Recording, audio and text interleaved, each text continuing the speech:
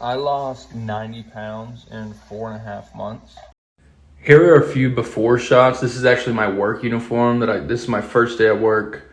And then this is just a shot of my face where you can see how bloated up it is. And this is the same work outfit, just like 4 months later, 4.5 months. And here's my face, just a lot smaller, obviously. And I want to tell you how I did it just because I want to give you the video that I wish I would have seen 120 pounds ago.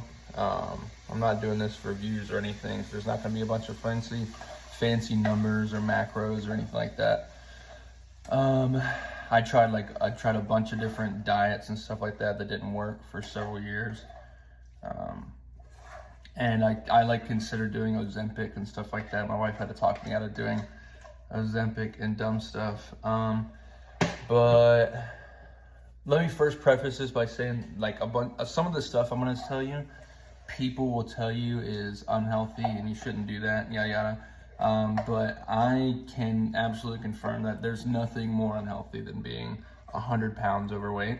It doesn't matter if you aren't getting enough of this or that, or if you're losing it too fast. Now, obviously, if you're losing, 50 pounds a month, then you probably have a problem. But what I'm talking about isn't that at all. Number one is basically just no carbs, no sugar, and especially for the first 3 weeks, and I mean at all, and no games or gimmicks on that. No keto friendly foods, no keto friendly pizza, bread, yada yada. That kept me heavy for a long time, was eating a bunch of stuff that said it was keto friendly, but I eat a little too much of it or whatever. Especially the first 3 weeks. And I don't mean a little bit of carbs and sugar, I mean none at all. If you can do that for 3 weeks solid. And then after that, the reason I say 3 weeks is that after the third week, it's going to be really easy to not eat carbs and sugar. You're going to realize that it's not a big deal at all. The first 3 weeks suck really bad. You're going to crave sweets every day. You're going to crave pasta and stuff like that. But once you're through that 3 week hump, it gets really, really easy. I would say, for my meals, basically what I did was, for the first 2.5 months, pretty much all I ate throughout the day. I ate 2 eggs, 2 pieces of bacon for breakfast. For a little snack, I might do a breadless sandwich. So I'd lay down some sandwich meat, cheese, a little mayo, a little shredded cheese, maybe some bacon bits in there. That would be a little snack. And then for dinner, I would do the same thing. I would get taco meat and cook a couple eggs, put that in there, cheese, and that's pretty much it. So this is everything that I ate over those 4 months. It's basically just meat, cheese, eggs. I have some 0-calorie sweet tea there that kind of helps you fill up. Same thing with the Coke Zeros. And the only other thing that I did literally is walking. I told myself for a long time that I'm super active. There's no way that me not being active enough is a problem, because I worked jobs that had me moving a lot, so I felt like I was fine. But no, just take the extra time to walk, and don't do it on a treadmill.